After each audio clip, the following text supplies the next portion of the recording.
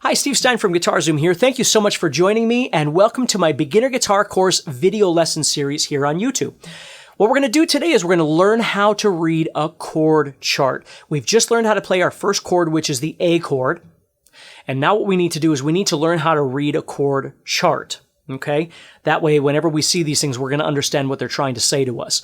So if you've just stumbled onto this video, there's a whole playlist, there's a link down in the description of an entire guitar course that I've created with new videos coming all the time, which sequentially teaches you how to learn how to play guitar. One of the biggest problems with YouTube oftentimes is we have lots of great information, but sometimes it's just hard to know what order to do things in, so I thought it'd be fun to make this. So let's go ahead and take a look at this. Over here, you're going to see on screen a chord chart for the A chord, for the A major chord. And we'll get into the term major in just a little while here, but the A chord.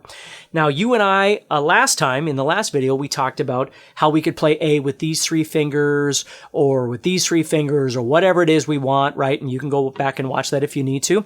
And we also learned that when we play this, we're pressing on 3 strings, but we're actually strumming 5 strings, trying to avoid this string. So what I want you to see is up on the screen here, I want you to see what an A chord chart looks like. Now what you're doing is you're looking at the guitar out in front of you like this. So the top part of that is actually the beginning of the guitar, the nut right here.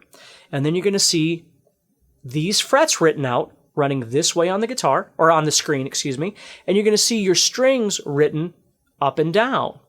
Okay? So on this side of the chart, okay, is your thick string. On this side of the chart is your thin string.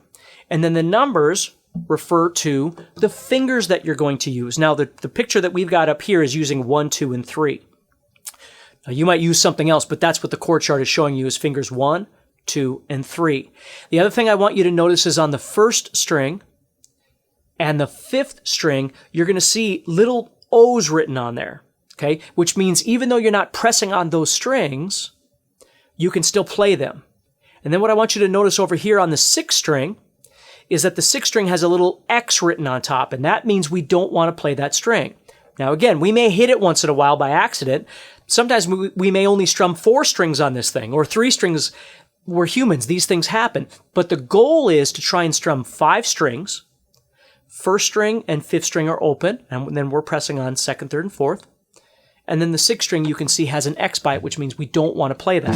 And it's important to learn how to read this chord chart, because as we keep learning more and more chords, I'm going to go through them a little bit quicker. Now that you understand how this process works, I'm going to go through them a little bit quicker, but that way you can always reference, whether you watch this video or another video, or you just look it up on, do a web search for a chord, you're going to see these chord charts. So it's really important for you to learn how to read those. Okay, so take a good look at that. Make sure it makes sense with what you're trying to practice with the A chord. Make sure you're practicing, visualization, memorization, bouncing, all those kinds of things. But now please understand how to read this picture. Now, if you think this helps you at all, please do me a favor. Subscribe to the channel, share the video, share the playlist, which there's a link down in the description below for the entire playlist. I'll keep adding new videos as I do some. And there's also a link down in the description for a guitar course, a free guitar course from me, so you can check that out as well. So take care, stay positive, and I'll see you in the next video.